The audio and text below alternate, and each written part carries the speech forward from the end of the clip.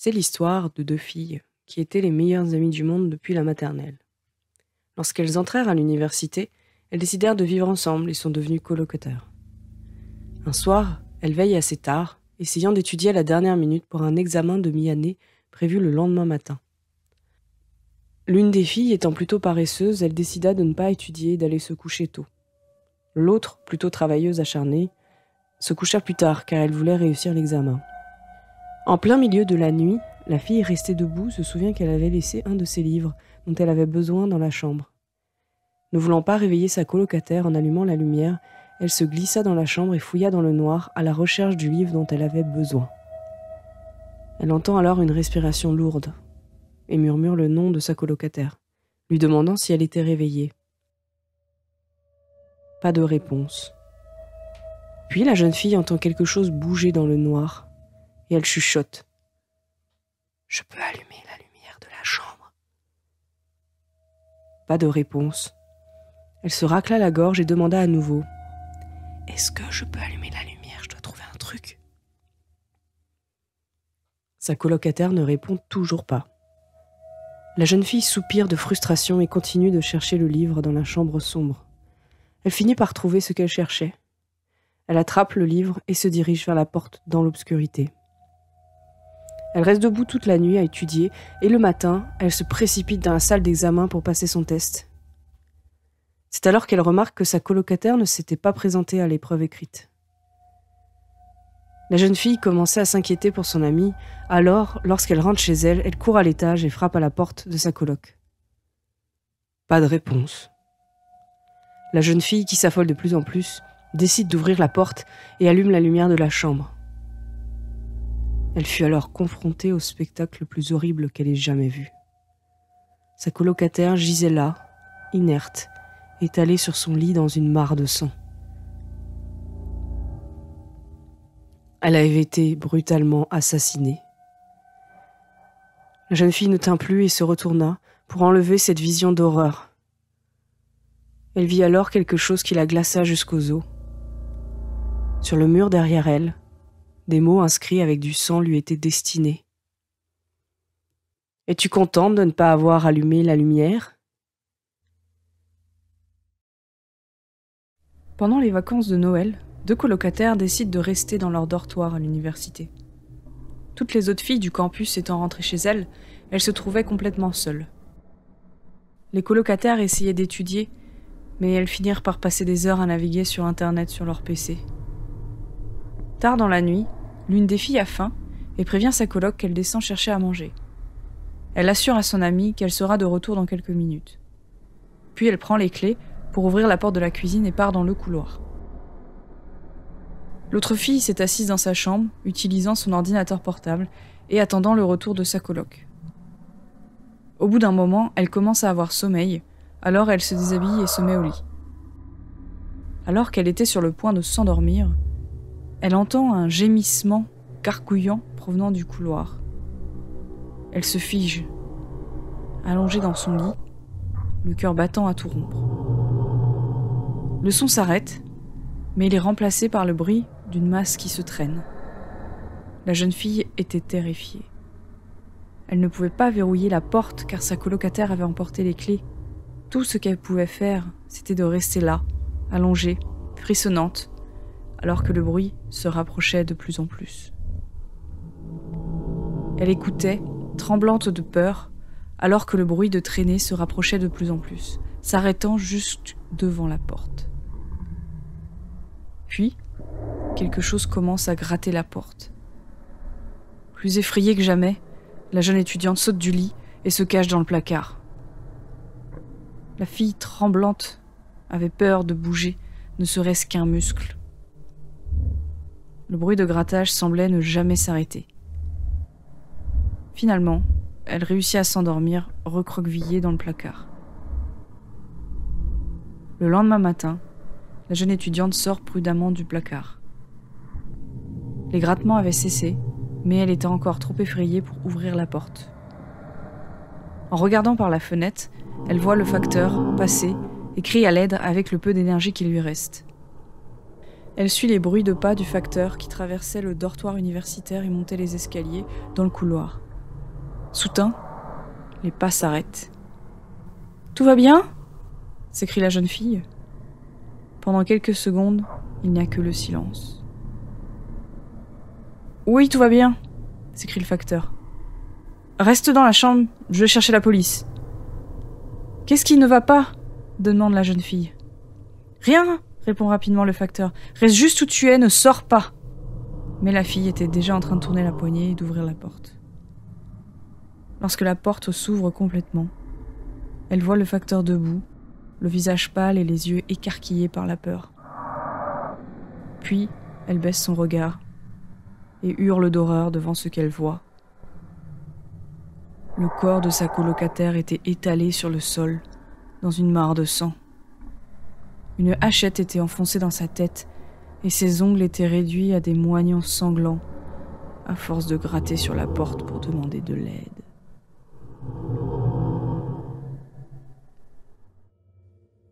Une jeune fille de 15 ans, Donna, vivait avec son père dans une petite maison en banlieue. Depuis la mort de sa mère, Donna dépend de son père pour tout. Ils avaient une relation merveilleuse et s'aimaient énormément. Un matin, le père de Donna part en voyage d'affaires. Alors qu'ils prennent le petit déjeuner ensemble, il lui dit qu'il rentrera très tard ce soir-là. Sur ce, il l'embrasse sur son front, prend sa mallette et sort par la porte d'entrée. Plus tard dans la journée, lorsque Donna rentre de l'école, elle fait ses devoirs et regarde la télévision. À minuit, son père n'étant toujours pas rentré, elle décide d'aller se coucher. Cette nuit-là, elle fait un rêve. Elle est au bord d'une autoroute très fréquentée. Les voitures et les camions passent à toute allure. Elle regarde de l'autre côté de l'autoroute et voit une silhouette familière. Son père. Il avait les mains autour de sa bouche et semblait lui crier quelque chose, mais elle n'arrivait pas à comprendre ce qu'il disait. Alors que le trafic passe à toute vitesse, elle s'efforce d'entendre. Les yeux de son père étaient tristes. Il semblait essayer désespérément de lui communiquer quelque chose. Elle pouvait à peine déchiffrer les mots « ne pas ouvrir la porte ». Soudain, Donna était réveillée de son rêve par un étrange bruit de tapotement. Puis, quelqu'un commence à sonner à la porte en bas.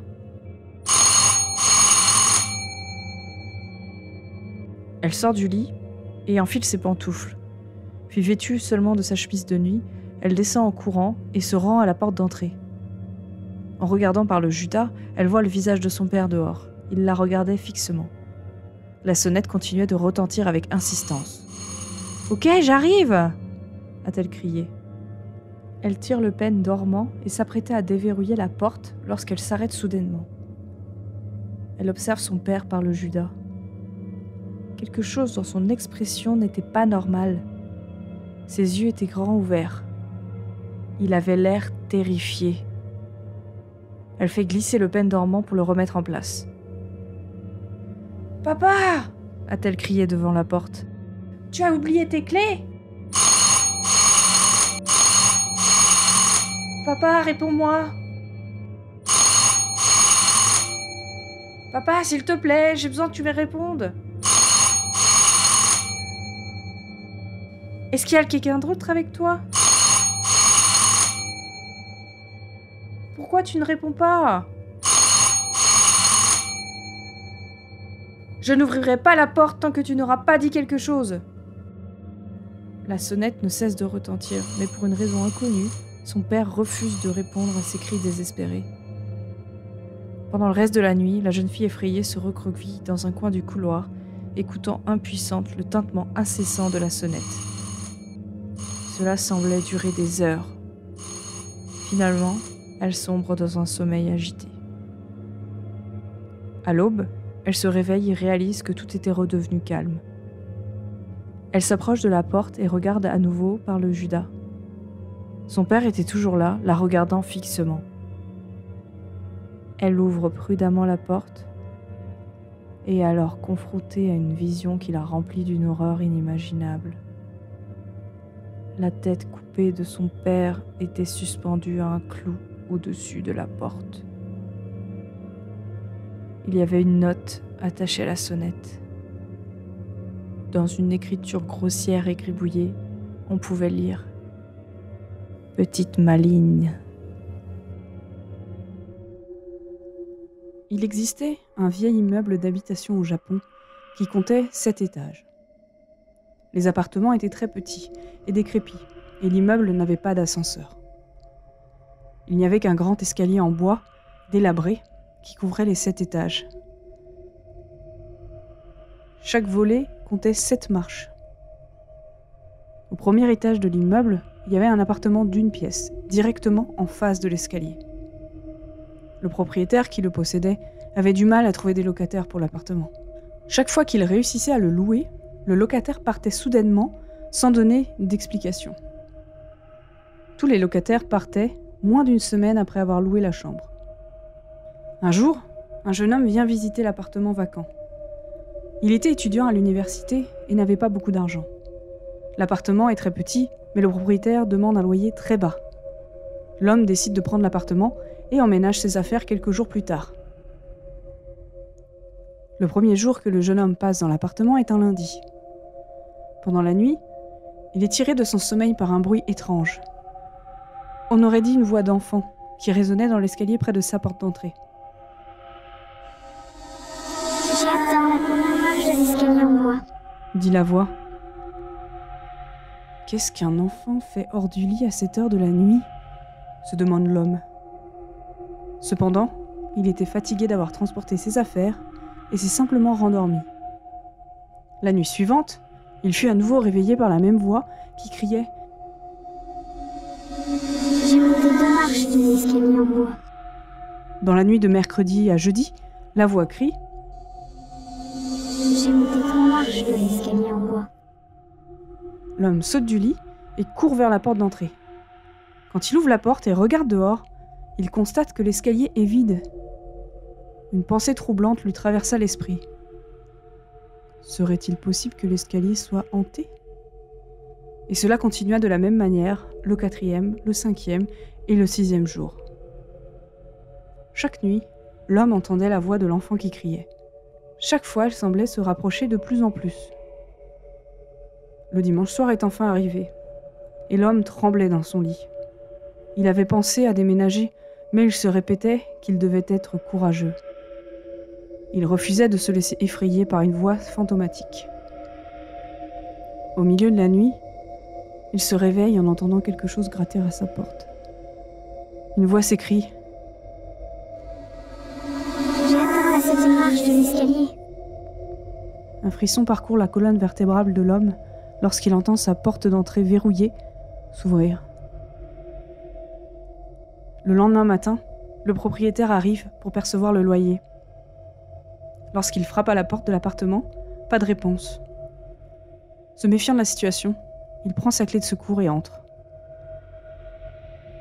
Étalé sur le lit, il trouve le corps mutilé de son locataire. Son visage portait une expression de peur inimaginable. La police est venue et a examiné le corps, mais aucune cause de mort n'a pu être déterminée. Il semblait que l'homme avait été mort de peur. L'appartement est toujours vacant aujourd'hui, dans l'attente d'un nouveau locataire. Au fil des ans, tous les précédents résidents avaient fui avant la fin de la semaine. Ils ont tous dit qu'ils sont partis parce qu'ils craignaient ce qui pourrait arriver lorsque la voix atteindrait la 7e marche. Il n'y a que 2 personnes qui connaissent la réponse. L'homme mort et la chose innommable qui monte l'escalier en bois chaque nuit. Il y a quelques années, une dame vivait près d'un hôpital psychiatrique. Un soir, elle était chez elle à regarder la télévision, attendant un appel téléphonique de son frère. Il venait en ville pour la rejoindre et allait l'appeler à l'atterrissage de son avion. C'était une nuit très orageuse. Soudain, le programme télévisé est interrompu par un bulletin d'information. Le présentateur explique qu'une femme folle s'est échappée de l'hôpital psychiatrique local. Les médecins ont dit que la femme était très dangereuse. Elle avait tué 12 personnes avant d'être arrêtée et envoyée à l'hôpital psychiatrique. Ils ont également dit qu'elle était obsessionnelle compulsive et qu'elle était obsédée par les interrupteurs. La femme est alors distraite par la sonnerie de son téléphone fixe. C'était son voisin d'en face. Il lui explique que des lumières à l'étage, dans une fenêtre, n'arrêtaient pas de clignoter. La dame le remercie de l'avoir informé et raccroche le téléphone. Il s'agit probablement d'un problème électrique, pense-t-elle. Mais elle se décide de monter à l'étage pour vérifier, juste au cas où. Dans le couloir sombre, par la fente sous la porte, elle voit que les lumières d'une chambre à coucher clignotent effectivement. Saisissant la poignée de la porte, elle l'ouvre avec précaution. La chambre était vide. Le ventilateur de la chambre était allumé et il soufflait sur un manteau suspendu à côté de lui. Le manteau n'arrête pas d'allumer et d'éteindre l'interrupteur. Soulagée, la dame éteint le ventilateur et redescend. Quelques minutes plus tard, on frappe à sa porte. C'était à nouveau son voisin. Il lui dit que les lumières à l'étage clignotaient toujours, mais cette fois-ci, c'était d'une autre fenêtre. Ensemble, ils montent à l'étage pour vérifier. Quand elle ouvre la porte de la chambre, la dame la trouve vide. Les lumières étaient éteintes. Son voisin entre dans la pièce et commence à allumer et éteindre les lumières encore et encore. À ce moment-là, elle décide que son voisin devait être en train d'imaginer des choses. Elle le remercie donc et l'escorte en bas. Après son départ, le téléphone de la maison sonne à nouveau. C'est son frère qui l'appelle pour lui dire qu'il est arrivé à l'aéroport. « Tu n'as pas besoin de venir me chercher, dit-il. Je vais prendre un taxi, je serai là dans une demi-heure environ. » Puis, au bout du fil, elle entendit une voix féminine rauque dire « À bientôt !» J'étais un père célibataire à l'époque. Ma femme était une folle narcissique qui n'était pas capable de s'occuper d'elle-même, de sorte que notre divorce a été plus ou moins une bénédiction pour moi. Lorsque nous nous sommes séparés, j'ai obtenu la garde de notre jeune fils, qui était toute ma vie. Pendant notre mariage, ma femme s'était plainte que je passais trop de temps à m'occuper de lui plutôt que d'elle. Elle pensait apparemment qu'elle méritait de la considération. Le fait d'avoir cette sorcière hors de ma maison et loin de mon fils présentait de nombreux avantages, mais aussi quelques inconvénients. Je travaillais tout le temps, alors j'engageais souvent une baby-sitter où j'appelais mes parents pour leur demander s'ils pouvaient garder mon fils. En général, j'essayais de convaincre mes parents de le faire, mais de temps en temps, je devais me contenter de Marcy, la seule baby-sitter qui était toujours disponible à la dernière minute. Je n'ai jamais particulièrement aimé Marcy, car elle a toujours été un peu irresponsable. Elle passait souvent le plus clair de son temps à téléphoner au lieu de s'occuper de mon enfant, et à chaque fois qu'elle voyait ma voiture s'arrêter dans l'allée, elle prenait ses affaires et partait par la porte de derrière. Elle était pénible, mais elle représentait la seule solution dispo. Un soir, je suis entrée dans ma maison et je l'ai appelée par son nom, mais elle n'a pas répondu. J'ai supposé qu'elle avait dû repartir par la porte de derrière et je n'ai pas prêté attention à son absence de réponse. Je suis entrée dans le salon et j'ai vu qu'en haut de l'escalier se trouvait mon fils, encore en pyjama. « Hé toi !» l'ai-je appelé, avant de remarquer l'expression de son visage. « Quelque chose ne va pas, fiston ?» « J'ai fait un cauchemar, papa », m'a-t-il dit avant de descendre l'escalier en courant pour me serrer dans ses bras. C'était si effrayant. « Que s'est-il passé ?» demandai-je. Il m'a serré plus fort dans ses bras. Je marchais dans le couloir quand j'ai entendu le bruit de Marcy qui fredonnait en bas. Je me suis cachée dans l'obscurité du haut des escaliers où elle ne pouvait pas me voir, et je l'espionnais en train de faire ses devoirs dans la cuisine. Au bout de quelques minutes, la porte du garde-manger derrière elle s'est ouverte sans bruit. Elle écoutait son petit truc qui fait de la musique, donc elle ne l'a pas entendu. Dans le garde-manger, il y avait une sorte d'homme monstre nu avec des petits yeux noirs. Il a frissonné. « Continue, fiston », lui dis-je en le cajolant. L'homme monstre l'a regardé pendant un long moment, puis il a fait signe de la main vers le placard du salon. Il s'est ouvert et un autre homme monstre est sorti de par cette porte. Elle était concentrée sur ses devoirs et sa musique y faisait sombre, donc elle ne l'a pas vu non plus. Les deux monstres l'ont regardé pendant un moment, avant que le second fasse signe à la fenêtre. Le rideau a été écarté et un autre homme monstre se trouvait derrière. Marcy ne l'a pas vu non plus. Alors, le troisième et le deuxième homme monstre ont fait signe à la porte de la cave et deux autres hommes monstres sont sortis. J'avais tellement peur, papa, mais j'ai essayé de me taire et aucun d'entre eux ne m'a vu. Ils ont tous regardé Marcie pendant quelques minutes avant que celui qui était juste derrière elle ne commence à grogner. Elle ne l'a pas entendu. Il a grogné plus fort. Elle a fait une grimace et a cligné des yeux. Je priais pour qu'elle ne se retourne pas, papa. Mais elle s'est retournée. Elle a crié, pleuré, crié, et tous les hommes monstres nus ont couru et ont commencé à l'attaquer. Ils l'ont découpée en morceaux et ils les ont tous mangés. Quand ils ont eu fini, ils ont léché tout le sang sur le sol. Puis, ils se sont fait signe de la tête et ils sont tous retournés là où ils étaient avant. Dans le garde-manger, dans le placard, derrière le rideau, dans le sous-sol. Et je suis restée assis en haut des escaliers. J'avais tellement peur, papa. J'ai rapproché le garçon qui s'est mis à pleurer doucement. Je l'ai embrassé doucement sur la joue en faisant de mon mieux pour le réconforter. Et alors, que s'est-il passé, mon fils ? Je suis partie chercher de l'aide auprès des voisins. J'ai pensé que si je courais assez vite jusqu'à la porte, ils ne me rattraperaient pas. J'ai couru aussi vite que j'ai pu. Puis ils m'ont tous sauté dessus, papa. Ils étaient si effrayants. Ils m'ont attrapé et ils étaient sur le point de me manger quand... Que s'est-il passé, mon fils ? Il bégaya en essayant de pleurer le reste de l'histoire. Tu peux tout me dire, mon fils. Que s'est-il passé ? Je lui ai caressé les cheveux alors qu'il commençait à se calmer. Je leur ai dit que s'ils me laissaient partir, je te ferais attendre dans la maison pour qu'ils puissent t'attraper toi aussi, papa, et m'épargner. Tout est resté silencieux pendant un instant. Et à ce moment-là, j'ai entendu une série de portes s'ouvrir tout autour de la maison. Mon fils a enfoui son visage dans ma poitrine. Je suis désolée, papa. Mon arrière-grand-mère vivait en solitaire dans sa cabane dans les montagnes.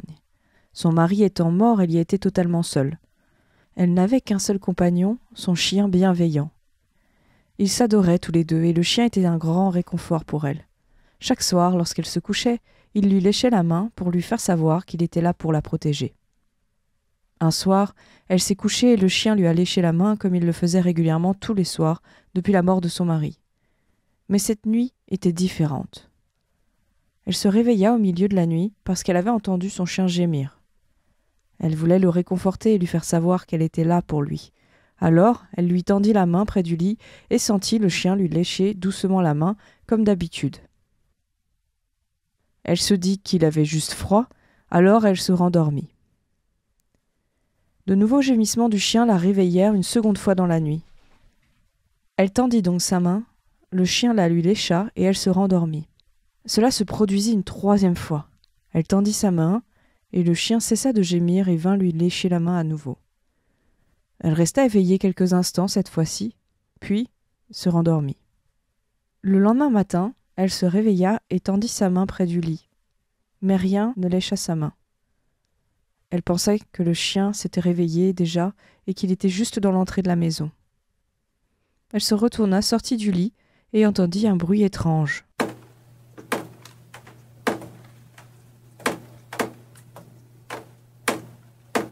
Elle déduisit que le bruit venait de la cuisine. Elle s'approcha et tourna les poignées du robinet de l'évier. Mais ce n'était pas la source. Après avoir vérifié l'évier et sa tuyauterie, elle renonce à cette idée et se rend dans sa salle de bain pour prendre une douche. En s'approchant de la porte de la salle de bain, il était alors évident que le bruit venait de l'intérieur. Elle ouvrit la porte, regarda au-dessus de la baignoire et sursauta d'horreur. Là, suspendu à la lumière par son collier, se trouvait son cher compagnon. Son sang dégoulinait dans la baignoire. Elle hurla et se mit à pleurer. S'essuyant les yeux et sanglotant, elle se retourna vers le meuble en face de la baignoire. Dans le miroir, elle vit le reflet du chien et écrit sur la vitre avec le sang, dégoulinant et faisant des marques à chaque lettre, se trouvaient les mots « Les humains aussi peuvent lécher ». Il est près de minuit.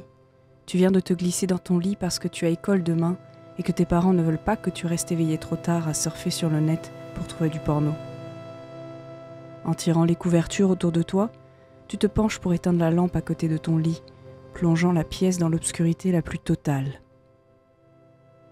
Alors que tu essayes de t'endormir, tu as soudain l'étrange sentiment que quelque chose t'observe. Au début, tu mets cela sur le compte d'une peur enfantine du croque-mitaine. Incapable de contenir ton rire, tu laisses échapper un léger gloussement en te retournant sur le côté pour essayer de t'endormir, avant d'entendre un ricanement léger provenant de quelque part dans la pièce. Tu te redresses brusquement et tu regardes frénétiquement autour de toi, cherchant dans l'obscurité la personne qui pourrait se trouver dans la pièce avec toi. Tu allumes la lampe sur la table de nuit, tu sors du lit et tu commences à marcher lentement vers l'armoire qui se trouve de l'autre côté de l'endroit. Tu as déjà parcouru toute la pièce du regard et tu constates qu'il n'y a personne. La seule réponse logique est qu'il se cache dans le placard. Saisissant la poignée de la porte, tu l'ouvres lentement pour n'y trouver que des vêtements, de vieux jouets avec lesquels tu jouais quand tu étais enfant et d'autres objets hétéroclites qui gisent en tas. En secouant la tête, tu te réprimandes silencieusement pour ces bêtises d'enfant. Tu aurais dû savoir que les monstres n'existaient pas, qu'ils n'existaient que dans les creepypastas et autres contes racontés aux enfants autour d'un feu de camp. Mais alors que tu commences lentement à fermer la porte, tu entends une douce voix d'enfant à l'intérieur du placard qui murmure « Papa, merci pour le cadeau. Est-ce que je peux aller jouer avec maintenant ?» Je t'en prie, ma chérie. murmure une voix plus âgée dans l'obscurité. Dis bonjour à ton nouveau compagnon de jeu. Vous est-il déjà arrivé d'entrer dans une pièce et de remarquer que la porte du placard était légèrement ouverte ? Alors que vous savez que personne n'y est entré ? Vous supposez normalement que vous l'avez fait, mais que vous avez oublié de le fermer. Ou vous pensez que quelqu'un d'autre l'a peut-être fait ? Vous ouvrez parfois votre placard et regardez autour de vous, mais rien. Vous ne verrez jamais rien, à moins d'attendre le coucher du soleil. Il sort quand vous dormez, en poussant lentement la porte de votre placard. Il sort au ras du sol, à quatre pattes, jusqu'à votre lit, et s'assoit à côté de vous. Il met son visage contre le vôtre et vous regarde fixement. Parfois, ses regards troublent votre sommeil, et vous vous retournez dans votre lit, mal à l'aise en faisant bruisser vos couvertures. Il aime faire du bruit dans votre placard et jouer avec les portes et les lumières de votre chambre. Ses mains noires et osseuses saisissent vos couvertures et les retirent, ce qui vous fait frissonner. Il approche sa bouche de vous et souffle dans votre cou son haleine froide et saccadée, vous donnant la chair de poule. La puanteur de son souffle sent la chair en décomposition. Il continuera à jouer avec vous. Il adore jouer avec sa nourriture. S'il parvient à vous réveiller et que vous ouvrez les yeux, il sera là, la mâchoire grande ouverte. Il n'aime pas qu'on le voie. Alors, on vérifie les placards ou on installe des caméras ?